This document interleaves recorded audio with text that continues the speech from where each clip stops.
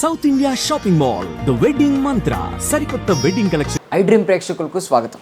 మనందరికీ తెలుసు Ahmedabad flight crash గురించి. ఆల్మోస్ట్ 269 మెంబర్స్ చనిపోయారు దానిలో. సో ప్రతి ఒక్క చోట ఏంటి ఇంకా ఇన్వెస్టిగేషన్ జరుగుతుంది, అసలు మెయిన్ రీజన్స్ ఏమై ఉంటాయి అనేది చాలామంది చెప్తూ ఉన్నారు. ఇంకా ఇన్వెస్టిగేషన్ అయితే జరుగుతుంది, టీం అయితే చూస్తున్నారు. బట్ మనం కొంచెం ఏంటి అసలు దాని మెయిన్ రీజన్స్ ఏమై ఉండొచ్చు, ఆ బ్లాక్ బాక్స్ అంటే ఏంటి, ఈ మధ్య తెర మీదకి వస్తున్న బ్లాక్ బాక్స్ అంటే ఏంటి, దాని గురించి తెలుసుకోవడానికి మనతో పాటు వివి ప్రసాద్ గారు ఉన్నారు. X Indian air force senior non commissioned officer అనమాట.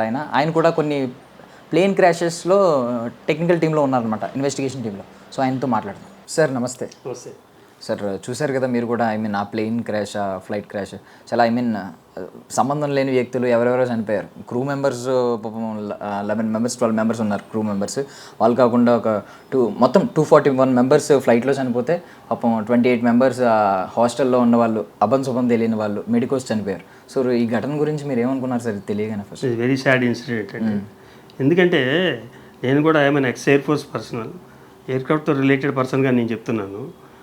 ఎయిర్క్రాఫ్ట్ని మేము ప్రిపేర్ చేసేటప్పుడు ఎంత డెడికేటెడ్గా ప్రిపేర్ చేసి పంపిస్తామో, పైలట్ వెళ్ళే ముందు రోల్ డౌన్ చేసే ముందు సెల్యూట్ చేస్తాడు. దాన్ని మేము లాస్ట్ సెల్యూట్ అంటారు. ఎయిర్క్రాఫ్ట్ పరిభాషలో లాస్ట్ సెల్యూట్ అంటాం. మేము కూడా సెల్యూట్ చేస్తాం, అతను రీసెల్యూట్ చేస్తాడు. ఎందుకంటే ఒకసారి ఎయిర్ బౌండ్ అయిందంటే nobody knows that whether he comes back or not. అది ఆ ప్రిన్సిపల్తో we use to call it as a last salute. So leave it, ఆ సబ్జెక్ట్ వదిలేసేయండి. ఇప్పుడు జరిగింది ఏంటంటే, within seconds of take off అయిన సెకండ్స్లోనే అది క్రాష్ అయ్యింది. కొన్ని విజువల్స్ కూడా మీరు చూసే ఉంటారు. అది టేక్ ఆఫ్ అయిన తర్వాత అది హైట్ గెయిన్ చేయాల్సింది పోయి లూజ్ అయింది. అది జస్ట్ 500 to 600 మీటర్స్ హైట్లో ఉండగానే లూజ్ అవ్వటం మొదలెట్టింది. అది గ్రహించి pilot he has done very good job. ఎందుకంటే అండర్ క్యారేజ్ లోపలికి వెళ్ళిపోయిన తర్వాత ఎప్పుడైతే లూజ్ అవుతుందో ఎమర్జెన్సీ ల్యాండింగ్కి అవకాశం ఉండొచ్చు, చేయాల్సి వస్తుంది అని ఇమీడియట్గా మళ్ళీ వీల్స్ డౌన్ చేశాడు అతను. కానీ వీల్స్ డౌన్ చేసి అతను మేడే సిగ్నల్ ఏటీసీకి పంపించిన తర్వాత కూడా అతనికి ఏటీసీ నుంచి రిప్లై తీసుకునేంత టైం లేకపోయింది, కమ్యూనికేషన్ కట్ అయిపోయింది. ఈ లోపే లోపల సిస్టమ్ అంతా కూడా రప్చర్ అయింది. సార్ ఇప్పుడు బేసికల్లీ డౌట్స్ ఏంటంటే, నార్మల్గా ఇది మెకానికల్ ఎర్రరా లేకపోతే హ్యూమన్ ఎర్రరా అనేది డౌట్ వస్తుంది. అంటే ఒకవేళ హ్యూమన్ ఎర్రర్ అయితే అది పాపం పైలట్స్ లేదంటే క్రూ మెంబర్స్ వల్ల ఏమన్నా ఇష్యూ అయిన ఉంటుందా, లేదంటే ఇక్కడ ఏటీసీ నుంచి ఏమన్నా రిప్లై బ్యాక్ లేట్గా రావడం, ఎలాంటి సందర్భాలు ఏమైనా ఉన్నాయి? అది human error, technical error possibilities ఎక్కువ. యాజ్ పర్ మీ, నాకున్న అనుభవం ప్రకారం నేను చెప్పేది ఏంటంటే, దీనిలో రెండు కనిపించేది అంటే విజువల్లీ మనం చూస్తున్నాయి దాన్ని బట్టి అది హైట్ గెయిన్ చేయలేదు కాబట్టి, బికాజ్ ఇంజిన్ థ్రస్ట్ తీసుకోలేదు. ఇంజిన్ ఎప్పుడైతే థ్రస్ట్ ఇస్తుందో అప్పుడు ఎయిర్క్రాఫ్ట్ గెయిన్ చేస్తుంది హైట్. ఒకవేళ 2 ఇంజన్స్ ఉంటాయి, these aircraft having 2 engines, Boeing have 2 engines. 2 engines ఒక్కసారి ఫెయిల్ అవ్వడం అనేది ఎట్లా జరగదు జనరల్గా. ఒక ఇంజిన్ ఫెయిల్ అయితే ఎయిర్క్రాఫ్ట్ టిల్ట్ అవుతుంది.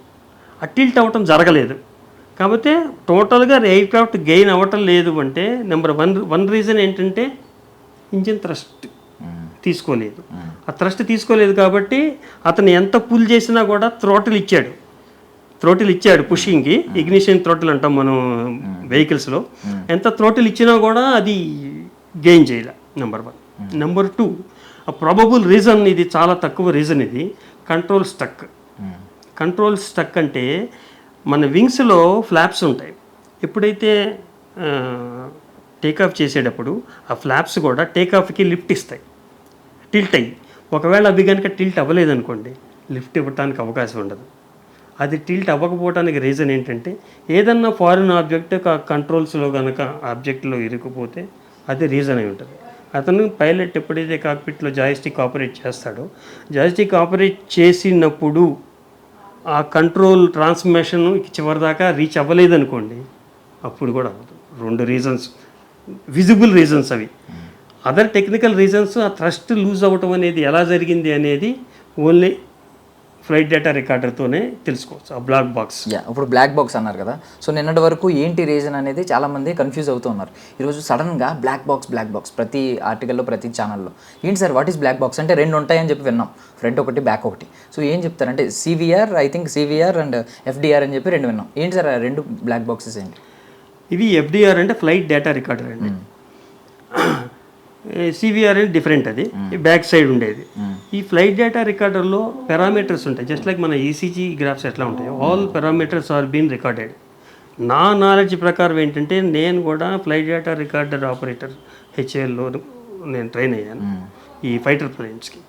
మాకుండే ఫ్లైట్ డేటా రికార్డర్స్ ఏంటంటే every moment every second of the flight is being recorded.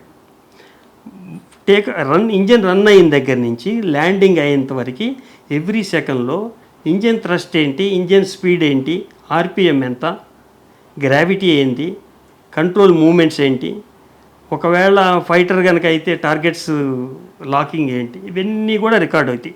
ఆ రికార్డు కూడా about 40 minutes 1 minute 2 hours 10 hours ఎంతైతే ఉంటుందో ఆ ప్రాసెస్ అంతా కూడా ఫ్లైట్ డేటా రికార్డర్ రీడర్ ఉంటుంది. ఆ రీడర్లో పెట్టి పారామీటర్స్ అన్నీ చూస్తారు. ఓకే, సో సివిఆర్ మిస్ అయిందని ఏదో అంటున్నారు సార్ ప్రెసెంట్ అయితే, ఒక బ్లాక్ బాక్స్ మిస్ అయింది. అది మిస్ అయితే ఒకవేళ ఏంటి ఐ మీన్ ప్రాపర్గా ఎఫ్డిఆర్తో కంప్లీట్గా ఏంటి ఇష్యూ అనేది సార్ ఇప్పుడు ఒకటే, these are advanced technologies.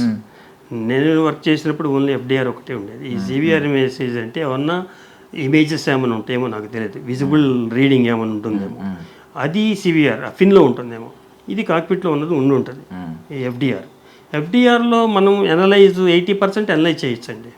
80% of the cause if technically కనుక ప్రాబ్లం అయితే it can be revealed by FDR. ఎందుకంటే ఏ హైట్లో ఏ థ్రస్ట్ ఎంత ఉండాల్సిన దానికి ఉందా, ఎందుకు లూజ్ అయింది అనేది ఎనలైజ్ చేయొచ్చు దాన్ని బట్టి నాకు తెలిసినంతవరకు. So FDR maximum it can be revealed. And black box design కూడా ఎంత ఐ మీన్ చాలా పెద్ద హీట్ వచ్చినా ఐ మీన్ దాన్ని విత్ స్టాండ్ చేసుకుని ఇలా డిజైన్ చేసి ఉంటారని చెప్పి వింటూ ఉన్నాం. మరి ఒక బ్లాక్ బాక్స్ మొత్తం ఐ మీన్ మెల్ట్ అయిపోయి ఉంటుంది నాకు తెలిసి, కనిపించట్లేదు అండి, సంథింగ్ ఏదో మిస్ అయిందని చెప్పి వస్తుంది. అంటే ఆ డెబ్రీస్లో మరి ఇది thousands of degrees సెంటీగ్రేడ్ కదండి. ఇప్పుడు ఎయిర్ క్రాఫ్ట్ అప్పుడే జస్ట్ రిఫ్యూల్ చేసుకుంది ఫుల్ ట్యాంక్స్లో ఒక్కసారి ఇంపాక్ట్ వచ్చినప్పుడు మొత్తం ఫ్యూయల్ మొత్తం బర్న్ అయిందంటే జస్ట్ ఇమాజిన్, ఈవెన్ ఏమంటారు అది మెటల్ కూడా మెల్ట్ అయిపోతుంది, అంత హీట్ జనరేట్ అవుతుంది. ఒకటి ఈ ఎఫ్డిఆర్స్ కానీ సివిఆర్స్ కానీ కూడా ఫైర్ ప్రూఫ్ విత్ స్టాండింగ్ మెటీరియల్తో ఉంటుంది. అది డిజైన్ చేసిందే క్రాష్ అయినప్పుడు మనకు కావాల్సిన మెటీరియల్ కోసం. క్రాష్ అయినప్పుడు డెఫినెట్గా అది హీట్ ఎమిట్ చేస్తుంది కాబట్టి ఆ హీట్ని రెసిస్టెన్స్ చేసుకునేటట్టుగా వాళ్ళు మెటీరియల్ తయారు చేస్తారు, fire proof and heat proof. అంటే చూసారు కదా బాడీస్ అన్ని బయటకు వస్తుంటాయి. ఐ మీన్ ఆల్మోస్ట్ ప్రతి వెరీ ప్యాథటిక్ అసలు ఐ మీన్ కండిషన్ గుర్తుపట్టలేకపోతుంది సార్ ఎవరి ఫేస్ ఏంటి. Very pathetic. యా, ఇప్పుడు సార్ ఏటీఎఫ్ ఈ వైట్ పెట్రోల్ అంటారు కదా, దాన్ని ఏంటి సార్ దానికి హీటింగ్ కెపాసిటీ ఐ మీన్ అది ఎక్కువ చాలా హీట్. అది వైట్ పెట్రోల్ అంటే జస్ట్ లైక్ కెరోసిన్కి more than 100 times heat generate అవుతుంది. ఎందుకంటే హీట్ ఎక్కువ జనరేట్ అయినప్పుడు థ్రస్ట్ ఇస్తుంది ఎయిర్ క్రాఫ్ట్లో హీట్ జనరేట్ అవ్వాలంటే normal fuel it is not possible. అందుకని ATF aircraft turbine fuel అంటారు. ఎయిర్ క్రాఫ్ట్ టర్బైన్ ఫ్యూయల్ అంటే టర్బో ఇంజన్స్లో యూజ్ చేస్తారు. అది ఆ టర్బో ఇంజన్స్లో ఈ ఫ్యూయల్ అనేది ఎప్పుడైతే హీట్ ఎక్కువ జనరేట్ చేస్తుందో ఆ థ్రస్ట్ వాటికి కూడా యూజ్ చేయడానికని ఏటీఎఫ్ యూజ్ చేస్తారు. ఆ హీట్ని కూడా విత్స్టాండ్ చేసుకునేట్టుగా డిజైన్ చేస్తారు ఈ ఎఫ్డిఆర్స్. యా, సో అండ్ ఆ 28 members ఎవరైతే మెడికోస్ చనిపోయారో అది అసలు పాపం అసలు అభంశుభం తెలియదు వాళ్ళకి, అసలు ఏ సందర్భం చాలా పాపం వాళ్ళు పాపం భోజనం చేయడానికి కూర్చున్నారట. అంటే ఇది బటర్ఫ్లై ఎఫెక్ట్ కూడా అనలేము సార్, అదే అంత వరస్ట్గా ఉంది సిచ్యువేషన్ పాపం. సార్ ఒక డౌట్ ఏంటంటే ఇప్పుడు రెసిడెన్షియల్ ఏరియా పక్కనే ఉన్నప్పుడు ఏదన్నా ఒక ఎయిర్పోర్ట్కి వాళ్ళకి కండిషన్ ఒకటి ఉంటాయా, ఇవి ఇంత హైటే పెట్టాలి ఇంత హైటే కట్టాలి, ఫస్ట్ 1 floor 2 floors కట్టాలి? మనం కామెంట్ చేయలేము, ఎందుకంటే ఎయిర్పోర్ట్స్ అథారిటీ అనేది ఉంటుంది. మన హైదరాబాద్లో కూడా హడా అని ఉంది, హైదరాబాద్ ఎయిర్పోర్ట్ డెవలప్మెంట్ అథారిటీ. ఈ హడా పర్మిషన్ కంపల్సరీగా తీసుకోవాల్సి ఉంటుంది. వాళ్ళకి దే హ్యావ్ సమ్ రేంజ్, వాళ్ళకి 20 kilometers 30 kilometers 10 kilometers రేంజ్ ఉంటుంది. ఆ రేంజ్ అనేది ఎట్లా డిసైడ్ చేస్తారు? Aircraft system of aircraft type of aircrafts flying. ఇప్పుడు కొంచెం హెవీ ఎయిర్క్రాఫ్ట్స్, ఇప్పుడు ఈ ప్రజెంట్ ఈ ఎయిర్క్రాఫ్ట్ ఉంది 787 heavy aircraft. Heavy aircraft fly అవ్వడానికి ఏం తీసుకుంటారంటే లెంగ్త్ ఎక్కువ తీసుకుంటుంది. రన్వే లెంగ్త్ ఎక్కువ తీసుకున్నప్పుడు అది పికప్ తీసుకోవడానికి టైం ఎక్కువ తీసుకుంటుంది. సపోజ్ ఒక 5 కిలోమీటర్స్ రన్వే తీసుకున్న తర్వాత అది టేకాఫ్ అయింది అనుకోండి. 5 కిలోమీటర్స్ తర్వాత టేకాఫ్ అయినప్పుడు హైట్ గెయిన్ చేయడానికి ఇంకొక 600 మీటర్స్ పైన పడుతుంది. అంటే దాదాపు ఒక 10-15 కిలోమీటర్స్ ఏరియా వరకు కూడా ఎక్కువ హై రైజ్ అపార్ట్మెంట్స్ కానీ హై రైజ్ కన్స్ట్రక్షన్స్ కానీ ఉండకూడదు. అది ఏంటంటే హై రైజ్ అపార్ట్మెంట్స్ ఎందుకు ఉండకూడదు అంటారంటే only because of this reason. ఇప్పుడు కనిపిస్తుంది మనకి.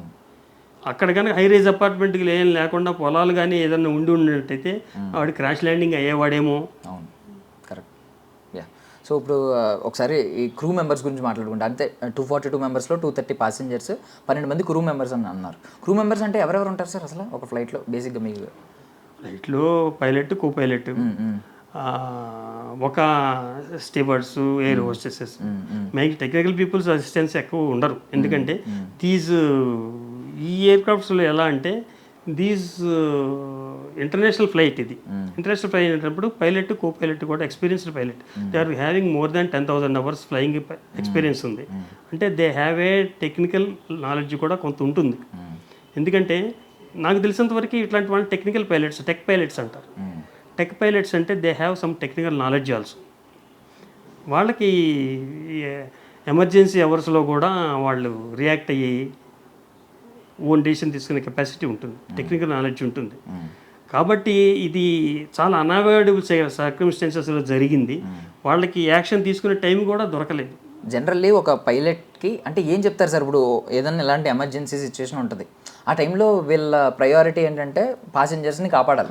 సో ఏం చెప్తా ఉంటారు సార్ ఇమీడియట్గా? ఎలా ఏదైనా ఇలాంటి జరిగినప్పుడు ఫస్ట్ ఏం చేయాలి, ఏం చెప్తా ఉంటారు అంటారు? మీకు నార్మల్గా సేఫ్టీ మెజర్స్ చెప్తా ఉంటారు కదా, వాటిలో బేసిక్స్ ఏముంటాయి? ఇప్పుడు ఏది చేయాలన్నా కూడా ఇప్పుడు ఏం జరుగుతుందండి, పైలట్ ఏం చేస్తాడు సార్?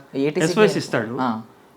SOS ఇచ్చిన తర్వాత ఇమీడియట్గా అలర్ట్ చేస్తాడు క్యాబిన్ పబ్లిక్ అడ్రసింగ్ సిస్టంలో, aircraft is facing so problem, everybody alert అని. కానీ అతనికి ఆ టైం కూడా లేదు.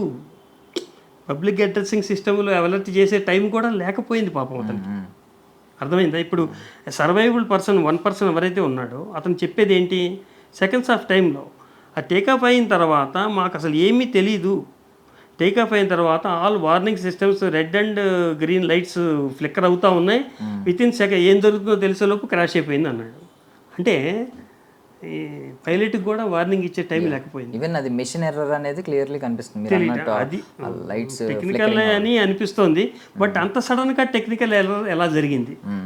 Already 1 hour already flown, Delhi to Ahmedabad fly అయింది. Continuation of the flight towards London అనేది అగైన్ ఇట్ టుక్ ఆఫ్. కానీ అక్కడి నుంచి ఇక్కడికి వచ్చింది, సేఫ్గా వచ్చింది. ఇక్కడి నుంచి వెళ్ళేటప్పుడు ఎందుకు టెక్నికల్ జరిగింది? General problems, internal problems, interior problems కాదు, ఏసీలు చిన్నవి. ఇది ఎందుకు ఒకటే జరిగింది?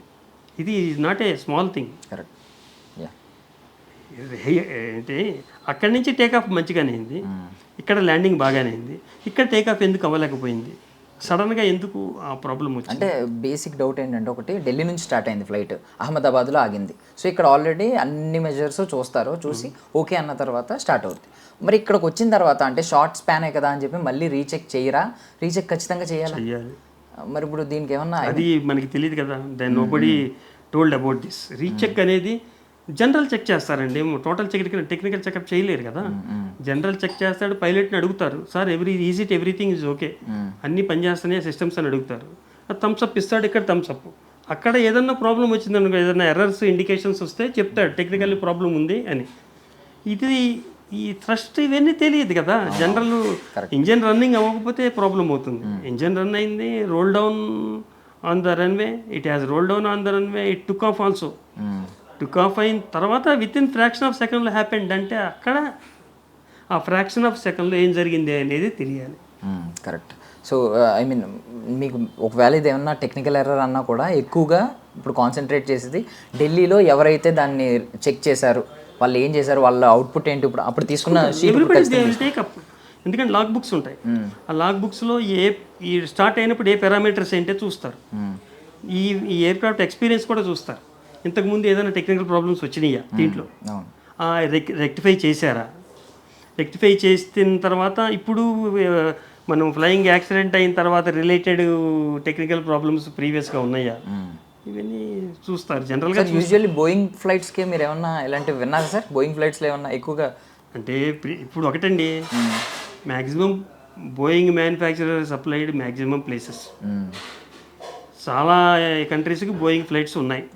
ఇప్పుడు మన ఆర్టీసీలో అశోక్ లేలాండ్ ఉన్నాయి అనుకోండి ఎగ్జాంపుల్, 100 ట్రాన్స్పోర్ట్లో ఒక 90 ట్రాన్స్పోర్ట్లు అశోక్ లేలాండ్ ఉన్నాయి. అశోక్ లేలాండ్ క్రాష్ అయిందని అశోక్ లేలాండ్ మనం తప్పు పట్టలేం కదా, అర్థమైందా మీకు? కరెక్ట్ అదే ఉన్నాయి 10లో మనం వాడే అన్ని 10లో ఒకటి ఎక్కువైనాయి. అశోక్ లేలాండ్ అంటే ఇప్పుడు కాకపోతే ఏంటంటే మ్యాక్సిమం కంట్రీస్లో కూడా ఇట్లా జరిగినాయి, మనం ఇండియాలో కాకుండా అదర్ కంట్రీస్లో కూడా ఇట్లా జరిగినాయి. కాబట్టి బోయింగ్ ప్రాబ్లం ఏంటి, ఎగ్జిస్టెన్స్ ఆఫ్ ది బోయింగ్ ఏంటి అనేది ఆ బోయింగ్ పర్సన్ ఇంజనీర్ కూడా he has flown to Delhi and Ahmedabad to the site. ఎందుకు జరుగుతుంది అనేది ఇన్వెస్టిగేట్ చేయడానికి నేను విన్నాను, అతను కూడా వచ్చాడని. ఎందుకంటే రిపీటెడ్లీ ఎందుకు జరుగుతున్నాయి బోయింగ్లో, బోయింగ్ 777 ఒకప్పుడు 737 బోయింగ్ అనేది ఫస్ట్ ఇండియాలో తీసుకున్నది బోయింగ్. ఫస్ట్ 737, తర్వాత 777, తర్వాత 787 అప్గ్రేడెడ్ వెర్షన్స్ ఇవన్నీ.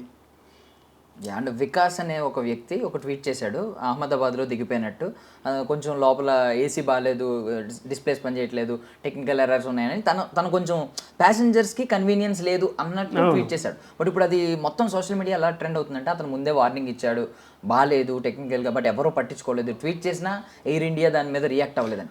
బట్ ఒక క్వశ్చన్ ఏంటంటే సార్, ఢిల్లీ నుంచి స్టార్ట్ అయిన వ్యక్తి అహ్మదాబాద్లో దిగిపోయాడు, చాలామంది అనే మాట మధ్యలో దిగిపోయాడు నచ్చకని చెప్పి. ఒకవేళ నిజంగానే ఢిల్లీ నుంచి అహ్మదాబాద్ బుక్ చేసుకునే ఛాన్స్ ఉందా బోయింగ్ ఫ్లైట్కి?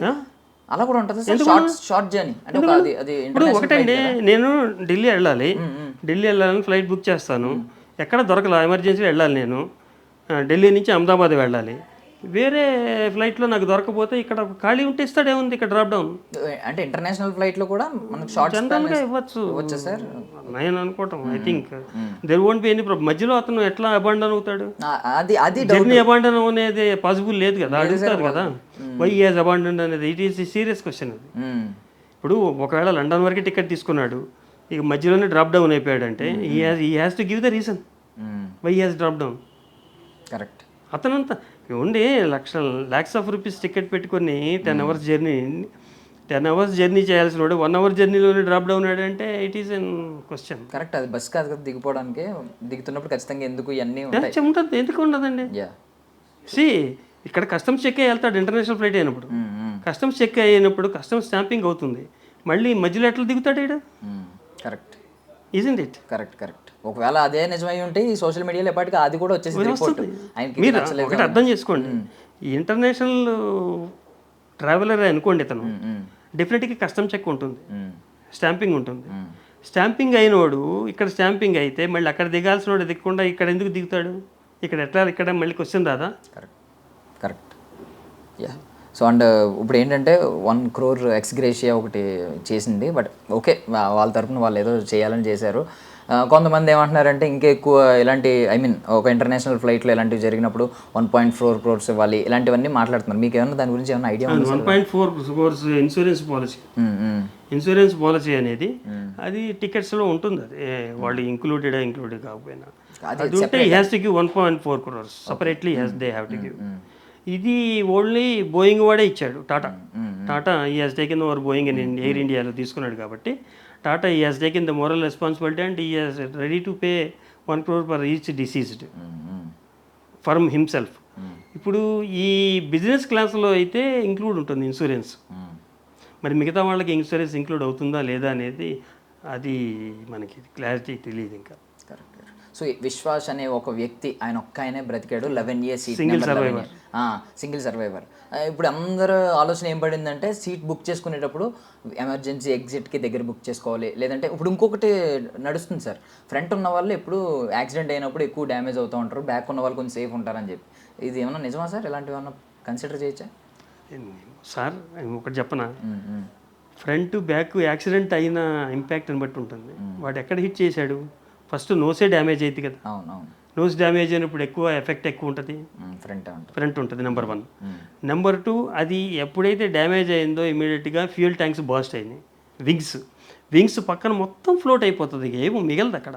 నెంబర్ 2. నెంబర్ 3 ఏంటంటే మన మీడియా స్టోరీస్లో వచ్చింది ఏంటంటే what he has booked is 13A, seat number 13A. దాని గురించి they have given a very big story about it. 13A అనేది ఎవరు బుక్ చేయరు జనరల్గా. దానికి ఏసీ దగ్గరలో ఉండదని, ఏసీ సరిగ్గా ఉండదని, దానికి ఎవరు బుక్ చేయరని, అతను బుక్ చేసుకున్నాడని, ఇక ఏమీ దొరక బుక్ చేసుకున్నాడా, మరి ఎందుకు బుక్ చేసుకున్నాడు, రకరకాల కథనాలు వస్తున్నాయి. దాని గురించి మనం వెళ్ళదలుచుకోలేదు. ఎందుకంటే అతను ముందు ఉన్నాడు కాబట్టి అది జరగలేదా అన్నారని నేను అన్నా. ఇందాక అతని ఇంటర్వ్యూలో నేను చూశాను, ఫ్రాక్షన్ ఆఫ్ సెకండ్లో జరిగిందండి. నేను కూడా చనిపోయాను అనుకున్నాను. నేను కళ్ళు తెరిచి చూసుకునేటప్పటికి బయట ఒక చైర్లో చైర్తోనే బయట ఉన్నాను. ఎదుర్కొంటా ఒక వాల్ కనిపిస్తుంది, హాస్టల్ గోడ కనిపిస్తుంది. బెల్ట్ తిప్పుకొని వచ్చాను అన్నాడు. What he has told about it. ఇంకోటి విన్నది ఏంటంటే అతని సీటుకి దగ్గరలోనే ఎమర్జెన్సీ ఎగ్జిట్ ఉందని. ఎప్పుడైతే ఇంపాక్ట్ ఉందో emergency exit automatically it gets opened. అక్కడి నుంచి ఏమన్నా త్రో అయిపోయిందా ఇతను సీటు. పాసిబిలిటీస్ అంతే. అంటే సాడ్నెస్ ఏంటంటే వాళ్ళ బ్రదర్ని కూడా లండన్ తీసుకెళ్దామని వచ్చాడంట. తీసుకెళ్తుంటే ఆయన ఈజ్ ఓన్లీ సర్వైవ్డ్. అది గిల్ట్ అదే ఐ మీన్ నేను బయటపడ్డాను ఆనందపడ్డాం కంటే తీసుకొచ్చి చంపేశాను అనే గిల్ట్ పాపం లైఫ్. ఇంకోటి డాక్టర్స్ ఫ్యామిలీ చూసే ఉంటారు, అది వెరీ ప్యాథటిక్ కండిషన్. వాళ్ళ పిల్లలందరూ కూడా ఇండియాలో చదువుకుంటున్నారు, 3. ఇప్పుడు వాళ్ళని లండన్ తీసుకెళ్తున్నారు, వైఫ్ అండ్ హస్బెండ్. పాపం వాళ్ళని తీసుకెళ్ళకుండా ఆ programme and ex chief minister of Gujarat is going to bring his wife. Is all lot of pathetic condition stories ఉన్నాయి అన్నీ. సో ఆస్ట్రో టాక్స్ నుంచి ఒక ట్వీట్ చూసాను సార్, December 29th ఆమె ట్వీట్ వేసింది. మళ్ళీ ఇదే June 5th కూడా ఆమె రీట్వీట్ చేసి దాన్ని కొంచెం నేను I'm still holding this statement అని చెప్పి ఆవిడ పట్టుకుంది. She wanted to stand on her words. అవును, ఇది కొంచెం ప్లేన్ క్రాష్ వింటారని చెప్పి ఈ మంత్లోనే మళ్ళీ దాన్ని రీట్వీట్ చేసి మెన్షన్ చేసింది ఆమె. జనరల్లీ నార్మల్గా అడుగుతున్నాను, ఒక పర్సనల్ ఒపీనియన్ మీకు ఉంటుంది. Do you believe in astrology sir? Sir అది మనిషి పర్సన్ టు పర్సన్ డిపెండ్స్ అండి. కొంతమంది ఆస్ట్రాలజీ నమ్ముతారు, కొంతమంది నమ్మరు. ఆస్ట్రాలజీ ఈజ్ నాట్ ఓన్లీ ఏమంటారంటే సూపర్స్టిషన్ కాదు అది. What I believe is astrology is a science which is connected with the planets. ప్రతి ప్లానెట్కి ఇట్ హ్యాస్ సమ్ పవర్. ఆ పవర్ అనేది మన ఎర్త్ మీద ఎలా వర్క్ చేస్తుంది అనే దాన్ని బట్టే మిగతా అన్నీ జరుగుతుంటాయి. కాకపోతే ఏంటంటే ఈ డివోషనల్ ఆస్పెక్ట్ కాబట్టి ఆస్ట్రాలజీ అనేది దేవుడి పేర్లు పెట్టి, సూర్యుడు అంటారు మనం, సన్ను ఒక గ్రహం ప్లానెట్ అంటారు, సూర్యుడు అంటారు, మూను, చంద్రుడు అంటారు.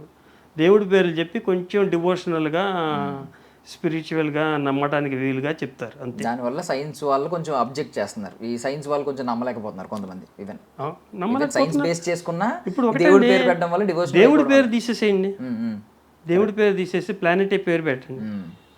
How it is happened. Astrology in relation with science అని ఒక టాపిక్ ఉంటుంది. ఆస్ట్రాలజీని సైన్స్తో జోడించి మీరు కనుక చూసినట్టయితే ఎంతవరకు 90% of the predictions correct prediction చేసే వాళ్ళకి కరెక్ట్ అవుతాయి. ఓకే. సో అంటే ఏవియేషన్ అంటే పర్టికులర్గా ఏవియేషన్ ఇండస్ట్రీలో అలా జరుగుద్ది, ప్లేన్ క్రాష్ అవుతుంది అంటే ఇంత మైన్యూట్ డీటెయిల్స్ కదా, కొంచెం తప్పుగా అనుకోకపోతే మైన్యూట్ డీటెయిల్స్. కొంచెం సాడ్ న్యూస్ జరిగే బేసిక్గా వినేది ఏంటంటే బేసిక్ లెవెల్లో మీకు సాడ్ న్యూస్ వింటాం, ఇలాంటివి ఉంటుంది, కొంచెం బాగాలేదు, గ్రహాలు అనుకూలంగా లేవు, ఇలాంటి మాటలు వింటాం. కరెక్ట్గా ఏవియేషన్లో ఒక ప్లేన్ క్రాష్ వింటాం మనం అనేది చెప్పాడు, కొంచెం మైన్యూట్ డీటెయిల్స్ చెప్పడం అంత లెవెల్లో మనం. మీరు అనుకుంటున్నారా, నేను డిఫెన్స్లో పనిచేశాను. రష్యా నుంచి కొత్త ఎయిర్ క్రాఫ్ట్స్ వచ్చినాయి మాకు. అది ఓపెన్ చేసేటప్పుడు ఒక పూజారి వస్తాడు, ఒక ముల్లా వస్తాడు, గురుద్వారా పాత్ర వస్తాడు, మళ్ళీ క్రిస్టియన్ ఫాదర్, వీళ్ళందరూ వచ్చి వాళ్ళ పెర్ఫార్మెన్సెస్ చేసి ఎయిర్ క్రాఫ్ట్కి అప్పుడు స్టార్ట్ చేస్తారు. Do you believe? Yes, everything is happens. చాలా నమ్మకాలు ఉంటాయండి. ఇంకోటి తెలుసా, ఎయిర్ ఫోర్స్లో నెంబర్ 13 అనేది ఉండదు, 13వ నెంబర్ అనేది ఇన్ఆస్పిషియస్. అంటే మీరు నమ్మకాల గురించి అడుగుతున్నారు కాబట్టి చెప్తున్నాను. 13వ నెంబర్ అనేది ఉండదు, అది ఇన్ఆస్పిషియస్. 13వ తారీఖు ఏది కూడా ప్రోగ్రామ్స్ సరిగ్గా చేయరు చాలా వరకు, ఓకే అదొక నమ్మకం. ఓకే కొన్ని ఉంటాయి, కొన్ని వాటి ప్రకారంగా వెళ్తుంటారు. మనిషి నమ్మకం మీద కూడా వర్క్ పనిచేస్తుందండి. మీరు ఎంత కాన్ఫిడెంట్గా నమ్మకంతో పనిచేస్తారో ఆ సక్సెస్ రేటు కూడా దాన్ని బట్టే ఉంటుంది. మీ కాన్ఫిడెన్స్ లేకుండా ఏ పని చేసినా కూడా అవ్వదు. కరెక్ట్ సార్, సైన్స్ కూడా చెప్పింది. యా. అండ్ ఫైనల్ ఏంటంటే మీరు కూడా నాకు తెలిసి కొన్ని క్రాషెస్ అయినప్పుడు మీరు కొంచెం ఆ టెక్నికల్ టీంలో ఉన్నారు, ఇన్వెస్టిగేషన్ టీంలో, ఆ టెక్నికల్ టీంలో ఉన్నారు. సో ఏం చేస్తారు సార్ ఇప్పుడు క్రాష్ అయింది కాబట్టి బేసికల్లీ వాళ్ళు వచ్చి ఏం డీటెయిల్స్ తీసుకుంటారో దాన్ని రెక్టిఫై చేయడానికి ఏం చేస్తారు సార్? ఇప్పుడు ఒక టీమ్ అనేది ఏంటంటే it consist of more then 10-15 members ఉంటుంది, different times of. I was instrumentation, electrician, airframe, engine, రకరకాల ట్రేడ్స్ ఉంటాయి. ఈ ట్రేడ్ పీపుల్ అందరూ కూడా వాళ్ళ పారామీటర్స్ చెక్ చేసుకోవడానికి టీం అంతా ఎలక్ట్ అవుతుంది. క్రాష్ సైట్కి వెళ్తారు, వాళ్ళకి కొన్ని స్పెసిఫికేషన్స్ ఉంటాయి. ఏ డిపార్ట్మెంట్ వాడు ఏ శాంపిల్స్ తీసుకోవాలి, వాడు తీసుకొని వాడి తగ్గట్టు ఇన్వెస్టిగేషన్ చేసుకుంటారు. మ్యాక్సిమం క్రాష్ అయిన దాంట్లో మట్టి చాలా వరకు దొరకదండి, ఏమీ దొరకవు. మ్యాక్సిమం కాన్సన్ట్రేట్ చేసేది ఎఫ్డిఆర్, అంతే. ఎఫ్డిఆర్ వలన, లేకపోతే కొన్ని తెలిసిపోతుంటుంది. ఇప్పుడు థ్రస్ట్ అన్నాడు, థ్రస్ట్ పోయింది అంటే ఇంజిన్ డిపార్ట్మెంట్ ఉంటుంది, ఆ ఇంజిన్ దగ్గరికి వెళ్తాడు, ఆ ఇంజిన్ సీజ్ చేస్తారు, టోటల్గా ఇంజిన్లో ఇన్వెస్టిగేషన్ చేస్తారు.